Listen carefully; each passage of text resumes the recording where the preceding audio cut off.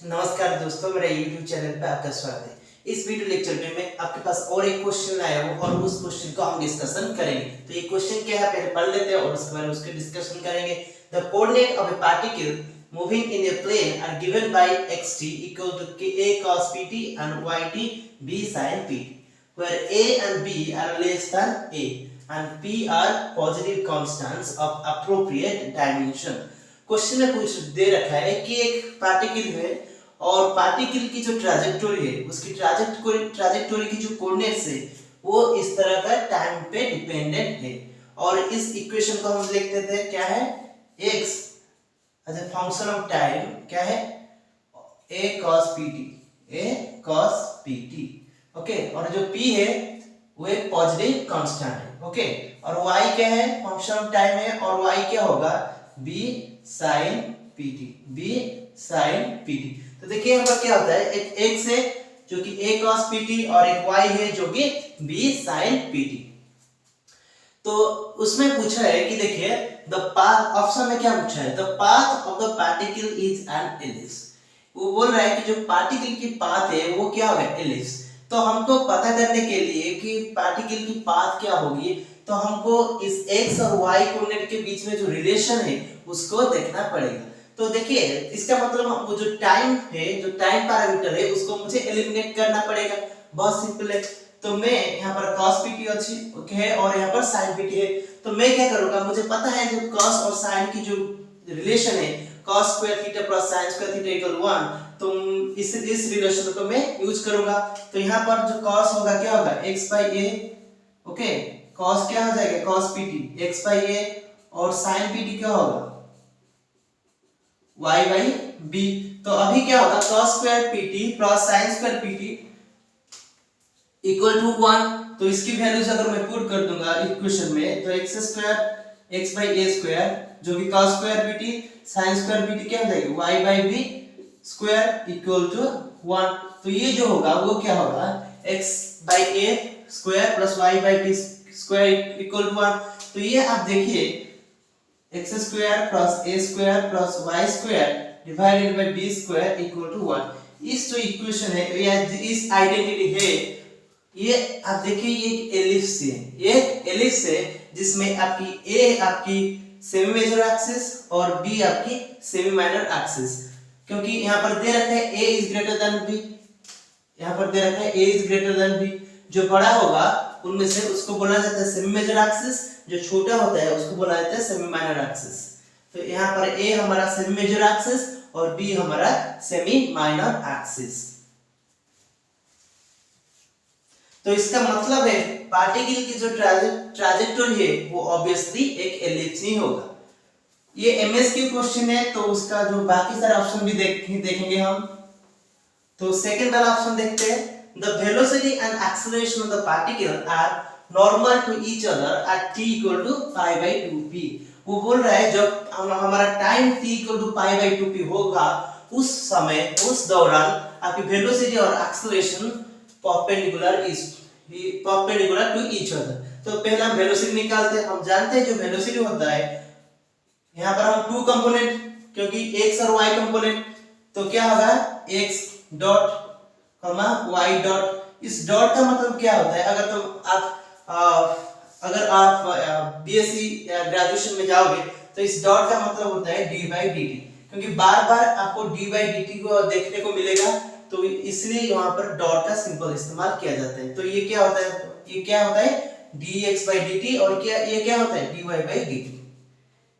x dot और y dot क्या होगा आपका dy by dt।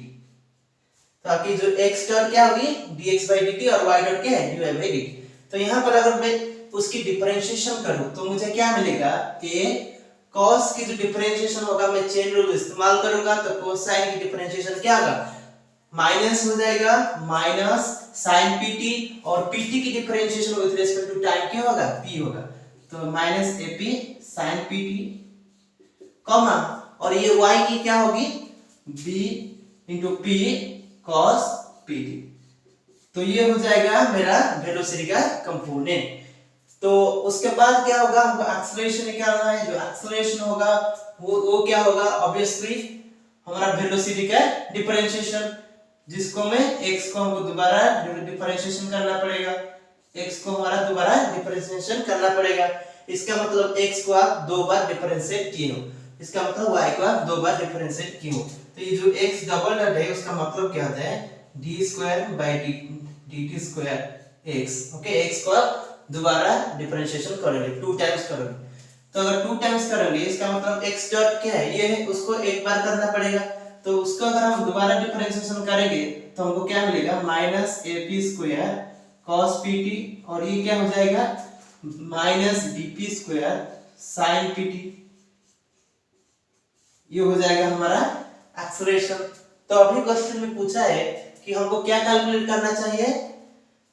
अभी हमको वेलोसिटी और एक्सेलरेशन पता हो गया, वेलोसिटी और एक्सेलरेशन पता हो गया। अगर ये दोनों नॉर्मल है, अगर ये दोनों नॉर्मल है, वेलोसिटी और एक्सेलरेशन दोनों नॉर्मल है, तो क्या होगी वेलोसिटी और एक्सेलरेशन के अगर आप डॉट प्रोडक्ट करोगे तो आपको जीरो मिलेगा, जीरो मिलेगा।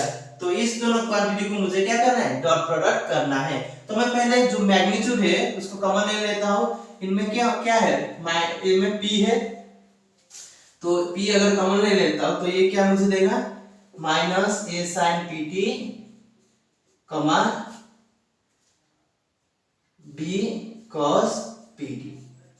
ओके, और ये वाला जो टर्म है अगर इसमें मैं p स्क्वायर कॉमन ले लेता हूं तो मुझे क्या मिलेगा p square minus p square ले लेता हूं minus p square a cos pt कमा b sin pt, a cos pt कमा b sin pt। तो अभी मैं देखता हूं इस दोनों क्वांटिटीज का, ये जो वेलोसिटी है और एक्सेलरेशन है, दोनों क्वांटिटीज का डॉट प्रोडक्ट।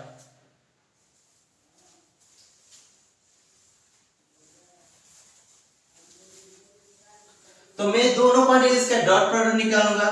तो v डॉट जो a होगा वो क्या होगा, तो ये p इंटू p क्या हो जाएगा माइनस पी क्यू, और ये दोनों जो क्वांटिटी होगा this into this, okay, minus a sin pt minus a sin pt into ये क्या होगा a cos pt, a cos pt। Okay, और क्या करूंगा मैं b cos pt into b sin pt plus b cos pt into b sin pt, b sin pt। तो ये एक क्वांटिटी होगा। ओके, तो मैं क्या करूंगा इस जो क्वांटिटीज है, ये दोनों जो क्वांटिटीज है, तो मैं अगर देखूंगा तो minus a square sin pt cos pt, ये क्या हो जाएगा b square sin pt cos pt। तो मैं यहाँ पर देखता हूँ कि द एक्सेलरेशन ऑफ दैट, वो एक क्वेश्चन में क्या पूछा है कि at t equal to pi by 2p, at t equal to pi by 2p। तो ये जो क्वांटिटीज होगा वो क्या होगा minus a square by 2 sin 2pt। मैंने यहाँ पर क्या फॉर्मूला इस्तेमाल किया है आप लिख लीजिए, sin 2 theta equal to 2 sin theta cos theta. मैंने इस ट्रिगोनोमेट्रिक आइडेंटिटी को इस्तेमाल किया है यहाँ पर। ओके, और ये वाला जो टर्म होगा क्या होगा b square by 2 sin 2pt। Okay, तो मैं अभी क्या करना चाहता हूँ इस t equal to pi by 2 p को पुट करूंगा यहाँ पर, इसका मतलब 2pt equal to pi put करूंगा, इसका मतलब क्या है 2pt equal to pi put करूंगा। तो यहाँ पर मैंने 2pt equal to pi put किया इस दोनों पे, तो मुझे sin पाई मुझे क्या मिलेगी जीरो, और ये वाला टर्म जीरो हो जाएगी, ये वाला टर्म जीरो हो जाएगी। तो ये वेलोसिटी और एक्सेलरेशन का जो डॉट प्रोडक्ट होगा वो मेरा क्या होगा जीरो होगा, क्या होगा जीरो हो जाएगा। तो ये होता है जो वेलोसिटी और एक्सेलरेशन दोनों का डॉट प्रोडक्ट। तो इसका मतलब एक्सेलरेशन और जो एक्सेलरेशन के और जो वेलोसिटी होगा उस t equal to pi by 2p के लिए वो क्या होगा नॉर्मल होगा। तो ये हमारा लाइन का जो आंसर हमको मिल गया है। तो नेक्स्ट समझाते हैं, ये दोनों ऑप्शन, पहला दोनों ऑप्शन सही है। ओके, तो जो लास्ट थर्ड वाला ऑप्शन क्या पूछा है, the acceleration of the particle is always directed towards focus. देखिए हमने एक्सेलरेशन निकाल लिए, तो हम एक्सेलरेशन क्या निकाले हमने, जो एक्सेलरेशन होता है वो minus p square a cos pt b sin pt, आप देखिए आपकी जो a cos pt b sin pt होता है वो आपकी x और y कोऑर्डिनेट, आपकी x और y कोऑर्डिनेट। ओके, इस अगर मैं वेक्टर फॉर्म में लिखूं तो ये माइनस पी स्क्वायर उस पार्टिकल की पोजीशन वेक्टर, उस पार्टिकल की पोजीशन वेक्टर। देखिए जब एलिप्स की बात, एलिप्स की यहाँ पर हम क्या किए, एलिप्स की बात किए हैं, किसकी बात की है, एलिप्स की बात की है। तो जो एलिप्स होता है वो आपकी इस तरह का फॉर्म में होता है। ओके, इस तरह का फॉर्म में होता है। और ये वाला जो सेमी मेजर एक्सिस, ये आपके सेमी माइनर एक्सिस, और ये आपका ओरिजिन होता है, और यहाँ पर आपका फोकस होता है।